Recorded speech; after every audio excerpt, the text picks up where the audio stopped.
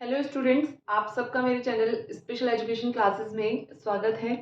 मैं इस चैनल की पहली वीडियो आज बना रही हूँ, जिसके लिए मैंने एक ऐसा टॉपिक चुना है जो बीएड, डीएड और सारे कोर्सेज में कॉमनली पूछा जा सकता है।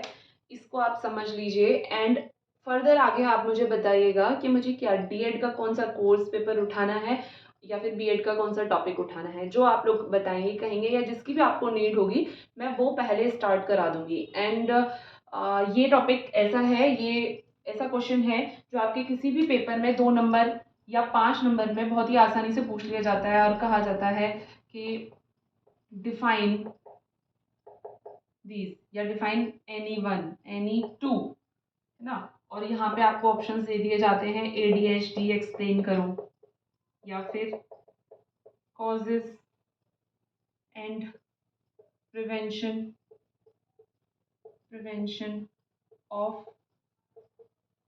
डिसेबिलिटी। थर्ड आपसे पूछा जा सकता है एफएसीपी एफएसीपी। फोर्थ आपसे पूछा जा सकता है,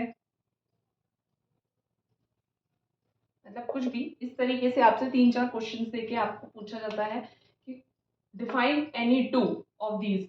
2 नंबर या 5 नंबर में क्वेश्चन पूछा जाता है और ये कुछ पता नहीं है कि कहाँ से किस पेपर में आ सकता है। बीएड में भी आ सकता है, डीएड में भी आ सकता है।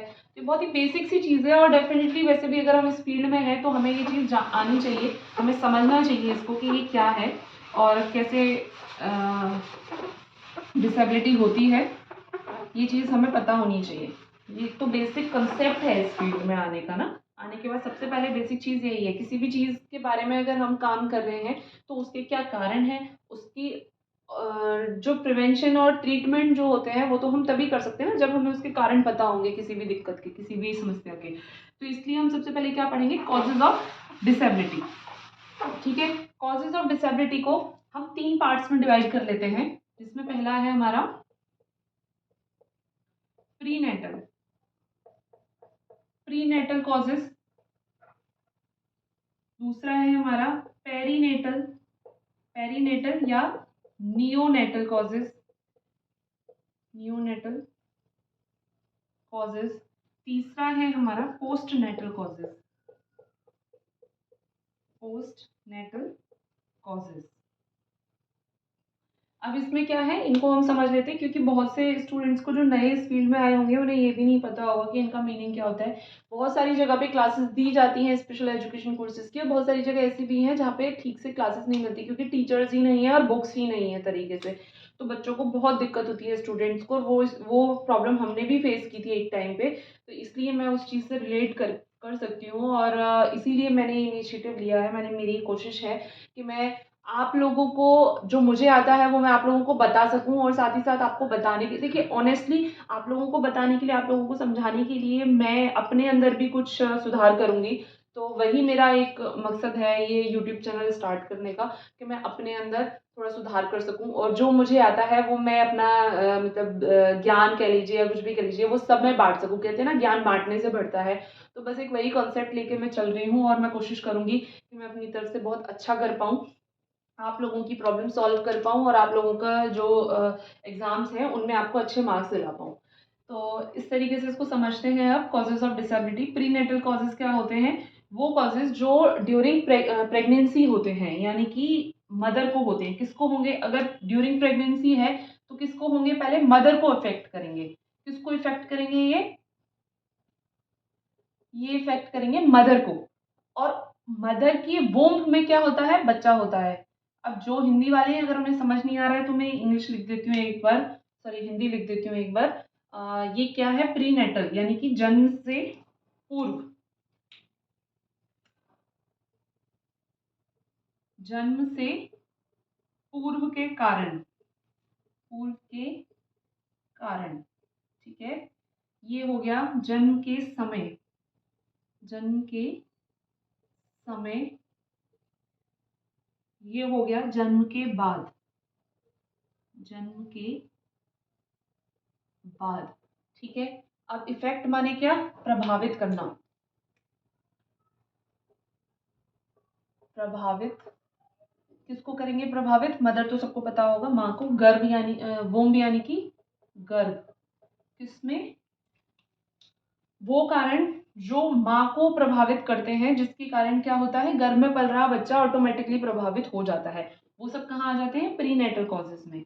अब पेरीनेटल या नियोनेटल में कौन से कॉजेज आते हैं? वो जो ड्यूरिंग डिलीवरी हो रहे होते हैं, यानी कि जिस समय बच्चा हो रहा होता है, पैदा हो रहा होता है, उस समय जो चीज़ें हो रही होती हैं वो, और उनमें कुछ दिक्कत होने की वजह से जो समस्याएं आती हैं और जो कारण बन जाते हैं डिसेबिलिटी के, वो इस वाले सेक्शन में आ जाते हैं, जन्म के समय वाले में। तो ये क्या हो जाएगा? During delivery. ठीक है। नेक्स्ट आ जाता है पोस्ट नेटल, यानी कि जन्म के बाद। आफ्टर डिलीवरी क्या? डिलीवरी का टाइमिंग कौन सा रहता है?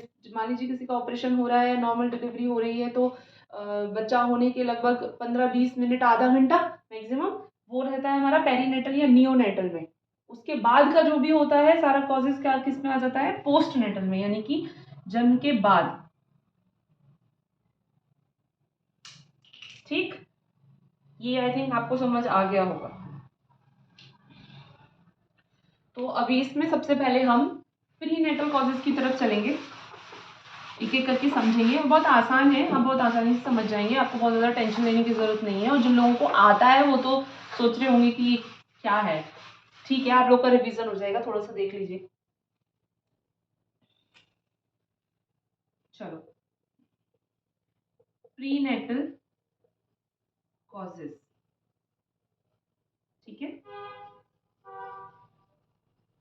सभी स्टूडेंट्स के लिए मेरा एक सजेशन ये रहेगा कि आप जब भी एग्जाम में आंसर लिखते हैं तो इस तरीके से डायग्राम बेस्ड चीज़ें लेके चलिएगा, तो आपको बेटर मार्किंग होगी, आपको मार्क्स अच्छे मिलेंगे। क्योंकि एग्जामिनर बस एक बार में ओवरव्यू कर लेता है और देख लेता है, समझ लेता है कि बच्चे को ये सारी चीज़ें बहुत अच्छे से आती हैं, उसकी टिप्स पे हैं, तो इसलिए उसने फट से डायग्राम बना करके बताई है मुझे।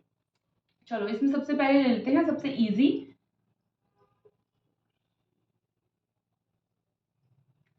जो हो सकता है आपका एक्सीडेंट। प्रीनेटल चल रहे हैं तो किसके ऊपर होंगे ये सब? मदर के ऊपर होंगे, मदर के लिए होंगे। ठीक है। एक्सीडेंट यानी कि कोई भी दुर्घटना हो सकती है, किसके साथ? माँ के साथ। ठीक है, यानी कि माँ का गिर जाना, झीने से गिर जाना, बाइक से गिर जाना, या फिर किसी तरीके की चोट लग जाना पेट में चलते फिरते, किसी का हाथ लग जाना, किसी का पैर लग जाना, कोई डंडा लग जाना पेट में, वो सब क्या है? एक्सीडेंट्स में आ जाते हैं। तो क्या है वो? दुर्घटनाएं हैं। नेक्स्ट,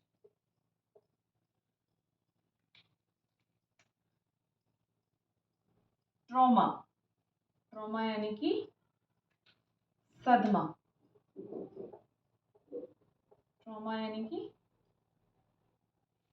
सदमा, यानी कि माँ को किसी तरीके का कोई डिप्रेशन होना, कोई समस्या होना, जिसके कारण वो मानसिक तौर से ठीक नहीं है, जिसके कारण उसके बच्चे पर भी उसका प्रभाव पड़ता है, और बच्चे को क्या हो सकता है? कोई भी डिसेबिलिटी हो सकती है, कोई भी मेंटल डिसेबिलिटी हो सकती है। ठीक। नेक्स्ट, इसमें बेसिकली देखो क्या होगा, एक्सीडेंट होगा तो डायरेक्टली चोट ही लगेगी। ट्रॉमा में क्या होगा?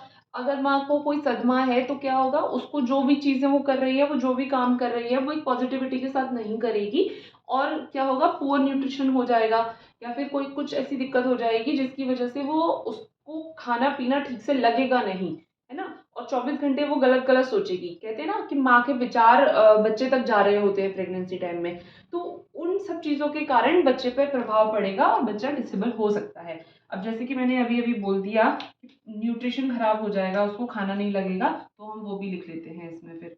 पुअर न्यूट्रिशन किसका? माँ का। ठीक है, इसको बोलेंगे हिंदी में कुपोषित आहार। कुपोषित आहार। आई होप आप लोगों को ये चीज़ें दिख रही होंगी और मैंने शायद ठीक ठाक सेटअप कर दिया है। इतना तो कर ही दिया है कि आप लोगों को पढ़ा सकूं, आप लोग पढ़ सकें आराम से, वही ज़रूरी है, और ज़्यादा बहुत ज़्यादा कुछ ज़रूरी नहीं है। चलिए, इसमें एक नेक्स्ट आता है हमारा RH, इनकम्पैटिबिलिटी। आई होप मैंने स्पेलिंग ठीक लिखी है, इनकम्पैटिबिलिटी। ठीक है, RH इनकम्पैटिबिलिटी, ये एक RH फैक्टर होता है, हमारे ब्लड में होता है ये। ठीक है, इसमें हम अभी नहीं घुसेंगे। ये आपका जानना ज़रूरी है क्योंकि जैसे मैं अभी थोड़ी देर पहले बोल रही थी ना कि आपको 2 या 5 नंबर में 1, 2, 3 डिफाइन एनी 2 करके पूछ लिया जाता है। उसमें एक बार ये किसी पेपर में मैंने देखा था, शायद मेरे ही किसी पेपर में था, RH फैक्टर भी एक क्वेश्चन था, बस ऐसे RH factor, define RH factor. तो ये भी जानना आपके लिए ज़रूरी है। तो इसके बाद जो अगली वीडियो आएगी वो इसी पे आएगी, तो आप वो भी देख लीजिएगा कि RH फैक्टर क्या होता है। और बहुत से स्टूडेंट्स अभी ऐसे भी होंगे जो पढ़ चुके होंगे, शायद 1-2 साल, 1 साल उसमें निकाल भी चुके होंगे, RH फैक्टर 40 जगह लिख भी चुके होंगे कॉलेज में, लेकिन उन्हें पता नहीं होगा कि RH फैक्टर क्या होता क्या है एग्जैक्टली, है ना। तो ये उन लोगों के लिए है जो समझ नहीं पा रहे, ये वीडियो उन लोगों के लिए होगी, ठीक है।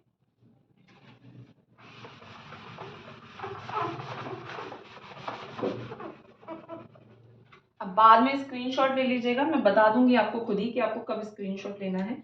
नेक्स्ट ले लेते हैं हम ब्लीडिंग ड्यूरिंग प्रेगनेंसी, यानी कि प्रेगनेंसी के समय ड्यूरिंग हो जाना।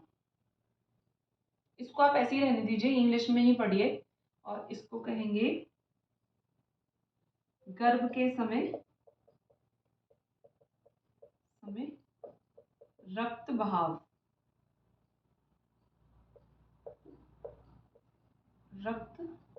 बहाव हो जाना, ठीक है। ये आप हिंदी में ऐसे लिख लीजिए।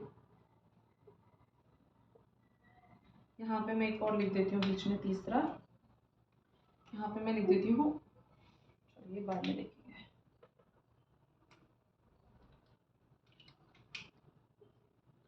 नेक्स्ट ले लेते हैं हम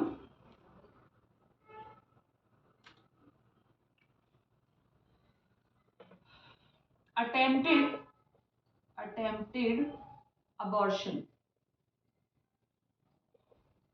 मीन्स गर्भपात।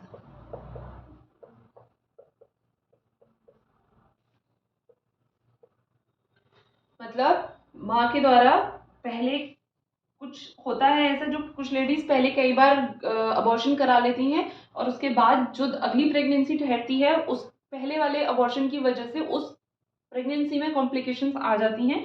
तो वो ये सेक्शन है कि जो पहले गर्भपात कराए हैं, जो पहले अबॉर्शन कराए हैं, उनकी वजह से माँ के शरीर में कुछ कमियां आ जाना, कुछ डेफिशिएंसी हो जाना, और जिसके कारण जो करंट की प्रेगनेंसी है, जो फिलहाल की प्रेगनेंसी है, वो इफेक्ट हो जाती है, ठीक है। ये हो गया। नेक्स्ट नेक्स्ट हम लिखेंगे डायबिटीज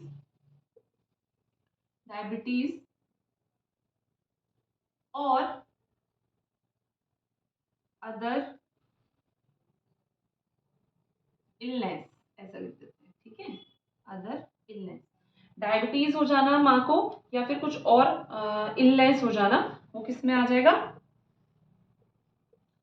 यहाँ। यानी कि माँ को जब डायबिटीज होती है, तो डायबिटीज आपको पता है कि कितने सारे कॉम्प्लिकेशंस लेके साथ में चलती है। हम बहुत ज़्यादा डीप नहीं जाएंगे, बस पॉइंट्स पे ध्यान देंगे, जो चीज़ें हमें समझने के लिए बहुत ज़्यादा ज़रूरी है, बस उन पर फोकस करेंगे, ठीक है। डायबिटीज़ क्या होती है, वो कैसे ठीक करते हैं, कैसे नहीं ठीक करते हैं, वो दूसरा पार्ट है, वो हमें यहाँ समझने की ज़रूरत नहीं है। डायबिटीज़ होना या डायबिटीज़ जैसी कोई और बीमारी हो जाना, मान लीजिए कोई बहुत ज़्यादा तेज फीवर ही हो गया, या बहुत दिक्कत ही हो गई लेडी को, और उसके बाद भी तो यही प्रॉब्लम होगी, मतलब बच्चे को इफेक्ट होगा, तो इसलिए हम दोनों चीज़ों को साथ में लेके चलेंगे। और बीमारी क्या होती है वो हमें यहाँ समझने की जरूरत नहीं है, डायबिटीज या फिर अदर इलनेस। इसको मैं यहाँ पे लिख देती हूँ मधुमेह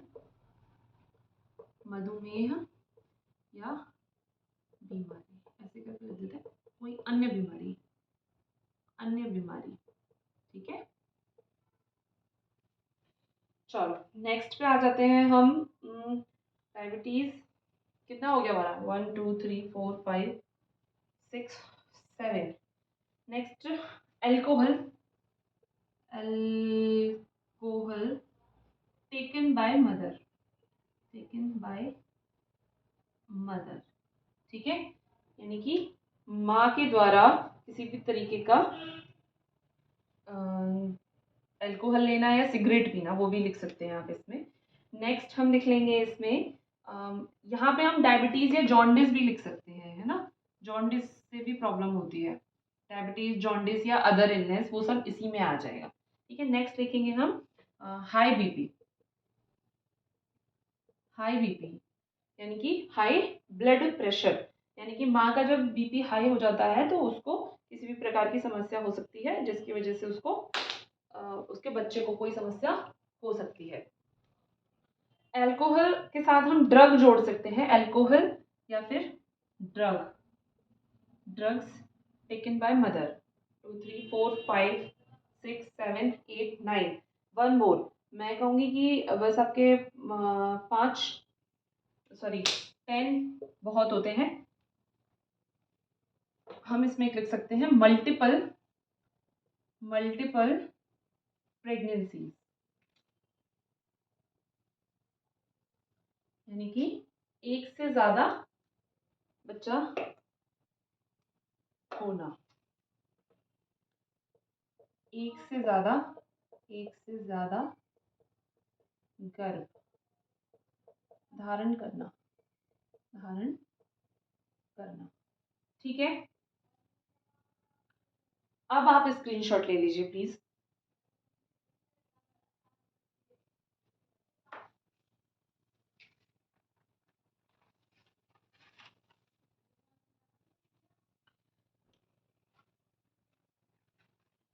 आई होप आपने स्क्रीनशॉट ले लिया होगा। मैं इसे रफ करने जा रही हूँ। नेक्स्ट हम पढ़ेंगे इसमें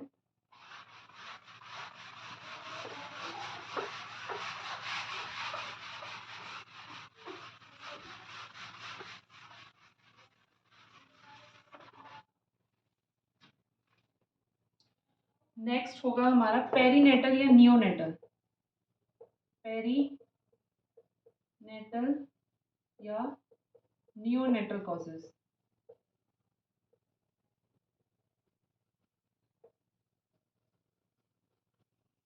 आप भी अपने एग्जाम में इसी तरीके से कलरफुल पेन्स का यूज किया करें, बहुत अच्छा इफेक्ट देता है और मार्किंग भी अच्छी होती है। मेहनत दिखती है तो एग्जामिनर मार्किंग देख करता है अच्छी।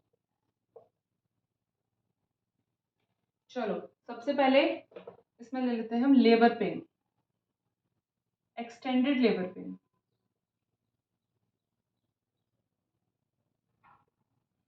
मतलब बहुत ज़्यादा लेबर पेन होने के कारण बच्चे को पैदा होते समय, डिलीवरी के समय समस्याएं आती हैं, वो ये कारण होता है।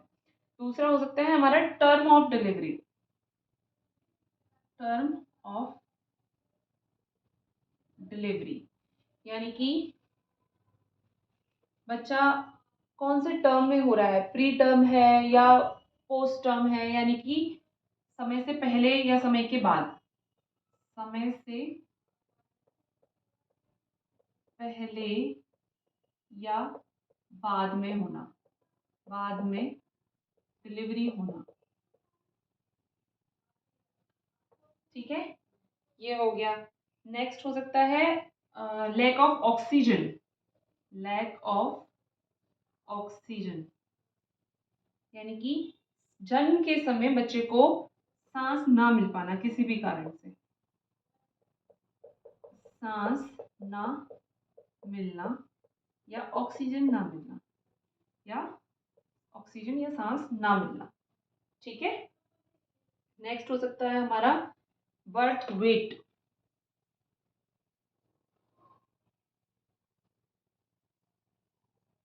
बर्थ वेट यानी कि बच्चे का वजन कम होना या बहुत ज़्यादा होना भी उसकी किसी डिलीवरी सॉरी उसकी किसी डिसेबिलिटी का कारण हो सकता है।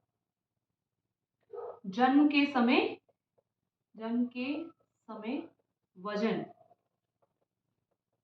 ठीक है, ये लिख सकते हैं आप। नेक्स्ट इसमें लिख सकते हैं इंस्ट्रूमेंट का रॉन्ग यूज ऑफ इंस्ट्रूमेंट यानी कि किसी भी मेडिकल इंस्ट्रूमेंट का, जैसे कई बार हमें इंडक्शन करना था, 3 इडियट्स मूवी सभी ने देखी होगी, तो बच्चे को निकालने के लिए कुछ चीज़ों का इस्तेमाल किया जाता है जो बच्चे के यहाँ ब्रेन पे ऐसे पकड़ के एक चिमटा जैसा कुछ होता है, अब तो वो इंडक्शन प्रेशर वाला चल गया है, बट अगर डॉक्टर्स वो भी यूज़ करते हैं कई जगह, पकड़ के बच्चे को खींचते, तो यहाँ अगर उसकी नसें दब गई मान लीजिए, तो बच्चे को डिसेबिलिटी हो सकती है, मेंटल इलनेस या इंटेलेक्चुअल डिसेबिलिटी हो सकती है। ठीक है, यहाँ पे भी एक, क्योंकि हमने प्रेगनेंसी में भी लिखा है मल्टीपल प्रेगनेंसीज, हम यहाँ पे भी उसको कंसिडर करते हैं। मल्टीपल प्रेगनेंसीज होने की वजह से ड्यूरिंग डिलीवरी भी दिक्कतें आती हैं।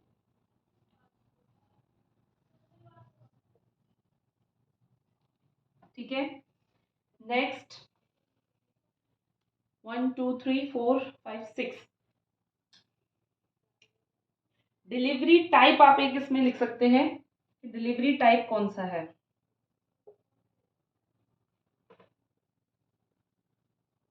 डिलीवरी टाइप यानी कि नॉर्मल हो रही है या नॉर्मल है या ऑपरेशन है या फिर क्या है, किसी दाई माँ से करा रहे हैं। ठीक है, वो क्या होता है कि वो बहुत ही अनट्रेन्ड प्रोफेशनल्स होते हैं, वो अगर डिलीवरी करते हैं तो उसमें आपको दिक्कत हो सकती है। नेक्स्ट इसमें आप लिख सकते हैं डिलीवरी के टाइम पर ही प्रोलैप्स कॉर्ड, गले में बच्चे के नाभि नाल फंस जाना। प्रोलैप्स कॉर्ड, इसमें क्या होता है कि बच्चे का एक प्लेसेंटा होता है, वो पूरा जुड़ा हुआ होता है बच्चे को, जिसके थ्रू प्रेगनेंसी के टाइम पे उसी के थ्रू बच्चे को न्यूट्रिशन मिलता है सारा मदर से, तो वो उसको क्या बोलते हैं, कॉर्ड, नेवल कॉर्ड बोलते हैं उसको। ठीक है, प्रोलैप्स कॉर्ड यानी कि कॉर्ड का टूट जाना, प्रोलैप्स कॉर्ड यानी कि टूट जाना उसका। नेवल कॉर्ड, नेवल कॉर्ड का यानी नाभि नाल, नाभि नाल का टूटना, का टूटना। ठीक है, और यहाँ पे हम एक और लिख लीजिए आप, नेवल नेट कॉर्ड का, नेवल कॉर्ड फंसना। ठीक है, प्रोलैप्स कॉर्ड, प्रोलैप्स यानी कि कोई चीज खराब होना, टूटना, बिखरना, तो प्रोलैप्स कॉर्ड यानी कॉर्ड कौन सी, नेवल कॉर्ड, नेवल कॉर्ड का टूटना, और या फिर नेवल कॉर्ड का गले में फंस जाना, जिसकी वजह से बच्चे को सांस नहीं मिल पाती या ऑक्सीजन जाना बंद हो जाती है और दिक्कत हो सकती है। ठीक, अब आप इसका स्क्रीनशॉट ले लीजिए। 1 2 3 4 5 6 7 8 9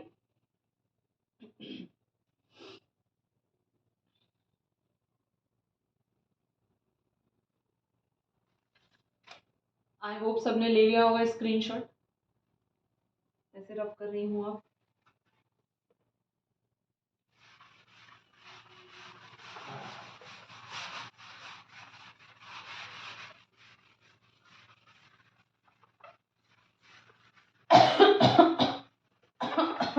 सॉरी,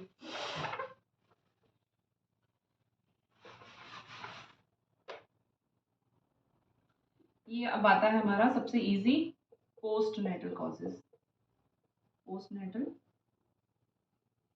कॉजेज।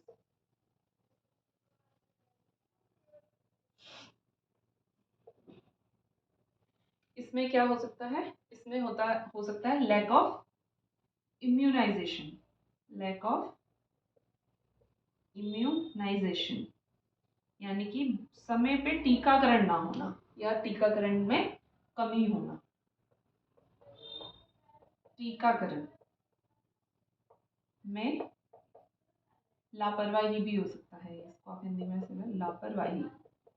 ठीक है, नेक्स्ट हो सकता है इसमें कोई भी एक्सीडेंट होना, कोई भी एक्सीडेंट होना।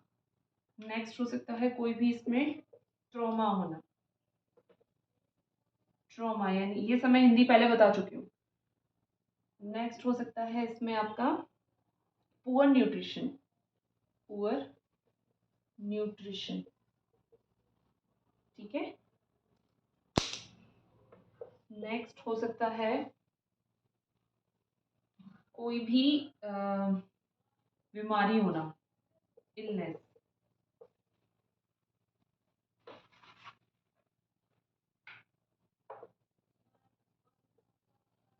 इलनेस।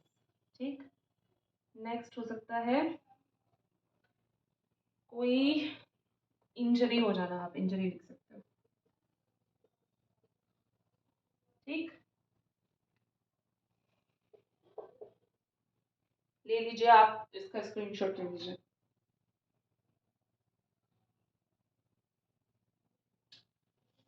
चलिए, दैट्स इट। आई होप ले लिया होगा आपने इसका स्क्रीनशॉट भी।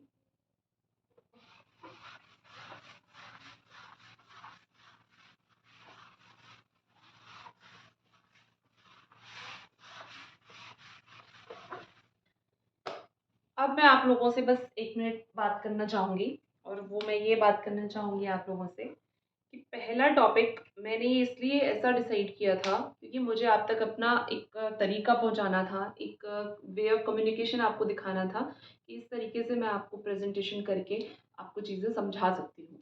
अब आप लोग मुझे बताइएगा कि आपको, या आप डीएड के हैं या आप बीएड के हैं, मुझे कोई प्रॉब्लम नहीं है किसी भी कोर्स को आगे पढ़ाने में। आप बस मुझे ये बताइए कि आपको कौन-सा टॉपिक पढ़ना है, कौन-सा कोर्स पेपर पढ़ना है, या कुछ ऐसा है, कुछ भी एक्स वाई ज़ेड ऐसा है, जैसे कि एक आरएस फैक्टर है जो एक बहुत ही बहुत बार सुना होता है लेकिन नहीं पता कि हमें वो क्या है। तो अगर ऐसा कुछ भी है तो प्लीज़ आप मुझे कमेंट सेक्शन में बताइए, मैं डेफ़िनिटली उस पे वर्क करूँगी, और डेफ़िनिटली आपको उसका आंसर थ्रू द वीडियो और थ्रू द कमेंट, मुझे जैसे भी लगेगा मैं आपको एक्सप्लेन कर सकती हूँ, आपको समझा सकती हूँ, मैं डेफ़िनिटली आपको समझाऊँगी। तो प्लीज़ मेरी आपसे ये रिक्वेस्ट है कि आप लोग प्लीज़ मुझे कमेंट के थ्रू बताएँ, और आकर के वीडियोज़ को देखें, पढ़ें, अपना फ्यूचर ब्राइट करें, और साथ ही मेरा सपोर्ट करें, मुझे मोटिवेट करें आगे और वीडियोज़ बनाने के लिए, और आगे आपका और अपना दोनों का फ्यूचर एक साथ आगे अच्छा करने के लिए। Thank you so much.